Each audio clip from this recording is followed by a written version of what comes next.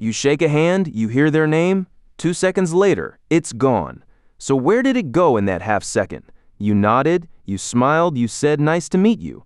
Everything about that moment felt completely normal. Later, you'll decide you're just bad with names, but that's not what happened here at all. You didn't forget the name. Your brain never saved it. Losing a name means it was inside you and slipped away. This is stranger than that. The name entered your ears and vanished before it ever became a memory. It never reached the part of you that keeps things. It can't even be a bad memory, because there is no memory to be bad. Something in that one small moment quietly stole the name before you could hold it. And once you see what it was, you'll never hear an introduction the same way again. This happens to almost everyone, even people with razor-sharp memories. So it isn't your age, and it isn't that you cared too little, because here's the strange part. You didn't forget them. You'd know their face instantly across a room a week later. You'd recognize their voice on a phone call. You might even remember what they were wearing. All of that stayed. Only the name slipped away. And that gap is the whole mystery. Think about what a face actually is. It's rich, full of details your brain loves to grab, the eyes, the smile, the way they stood. Now think about what a name is. It's just a sound. A name is a label with no meaning attached to it. Nothing about that sound tells you anything about the person. So your brain grabs the face with both hands and lets the name drift right past. One of these it holds without effort. The other it barely bothers to catch. So why does the face stick like glue while the name slides straight off? The answer starts with what your brain was doing while the name was still in the air. Think about where your attention really was in that moment. It wasn't on the name at all. In that 1 second, your brain was busy doing 5 other things. It was planning your own hello and getting your hand ready to shake. It was holding the right smile while scanning their face for the mood. And it was already wondering what to say next. Your brain can only spread its focus so thin, and this is called divided attention. When your focus is split across many jobs, each job gets a weaker version of you. It's like trying to write down a phone number while someone talks over you. You can do one or the other, but not both cleanly. So the name arrived while almost none of you was listening.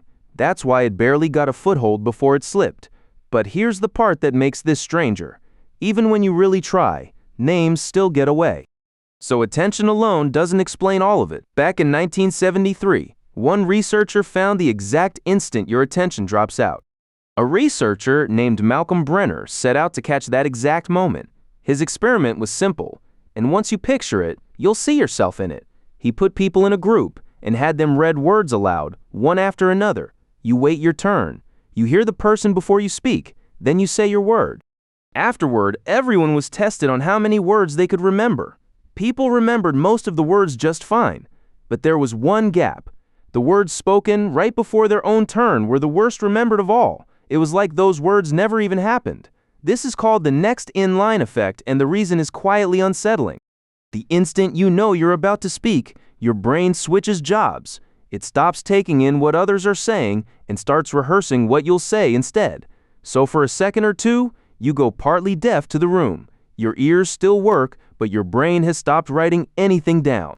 Now put yourself back in that handshake. The moment they say their name is the exact moment you're getting ready to say yours. So their name lands in the one window your brain has muted.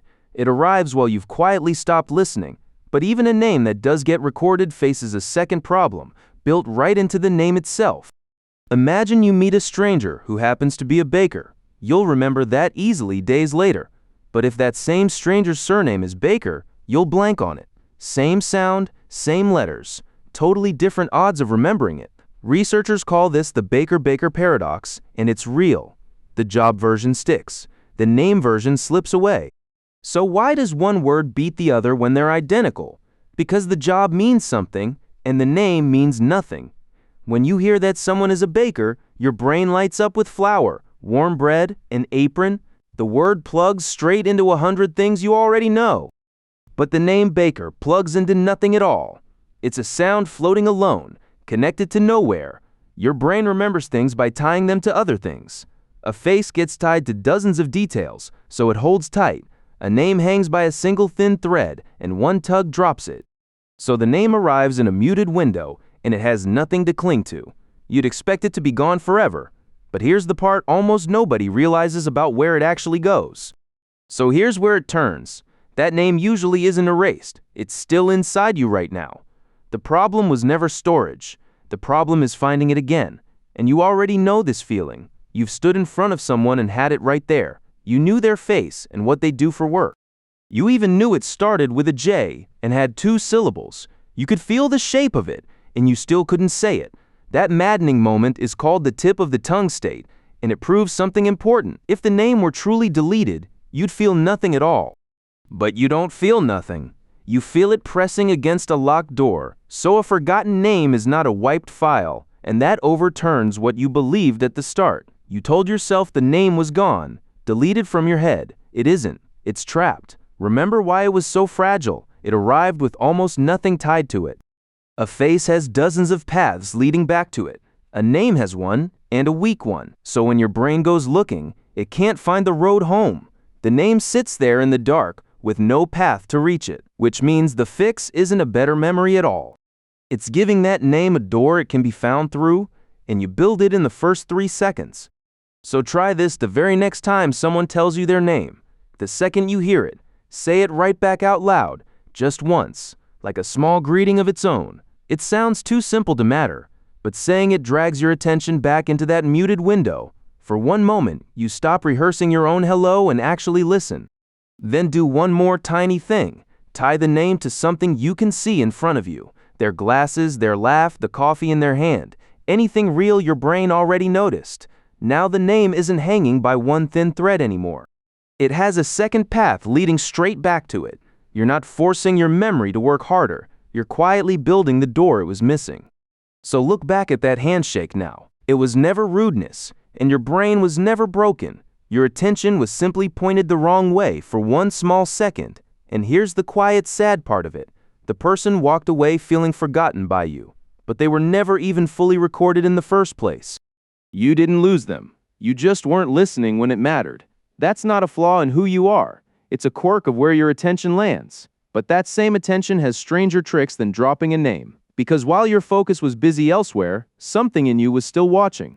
It never stops quietly tracking the room, even when you're not. So what is that hidden watcher noticing when you think no one is there? That same silent tracker is why you can feel a stare on the back of your neck in an empty room. And the next story shows exactly how your brain catches a gaze you never actually saw. Tap it on your screen to find out. Subscribe to Where Why Begins for more strange reasons behind the things you never stop wondering about.